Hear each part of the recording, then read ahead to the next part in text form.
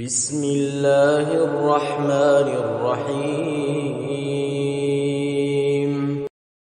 وكم أهلكنا قبلهم من قرن هم أحسن أثاثا ورئيا قل من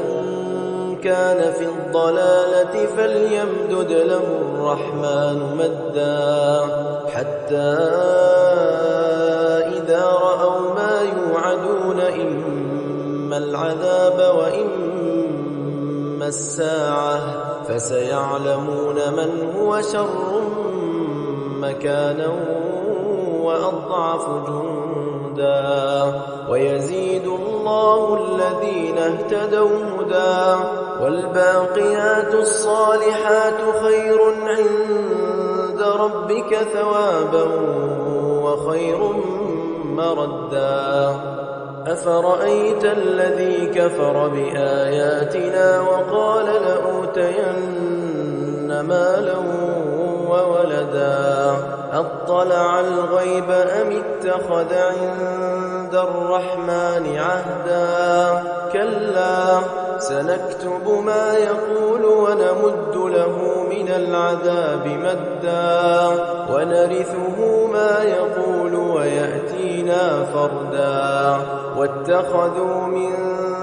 دون الله آلهة ليكونوا لهم عزا كلا سيكفرون بعبادتهم ويكونون عليهم ضدا ألم تر أنا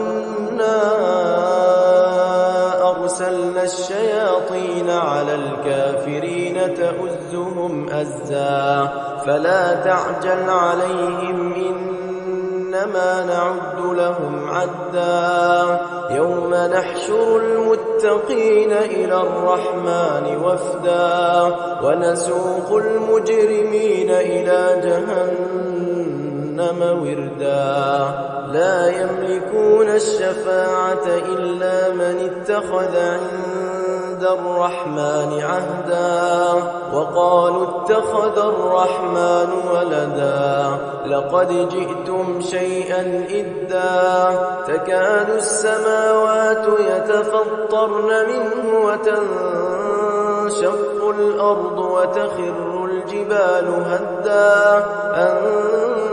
دعوا للرحمن ولدا وما ينبغي للرحمن أن يتخذ ولدا إن كل من في السماوات والأرض إلا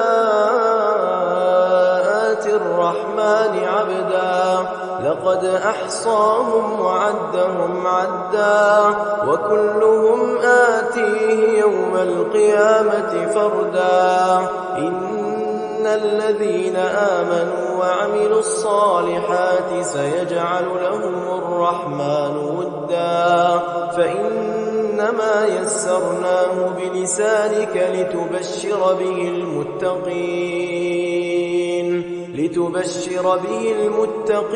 وتنذر به قوما لدا وكم أهلكنا قبلهم من قرن هل تحس منهم من أحد أو تسمع لهم ركزا وما الحياة الدنيا إلا متاع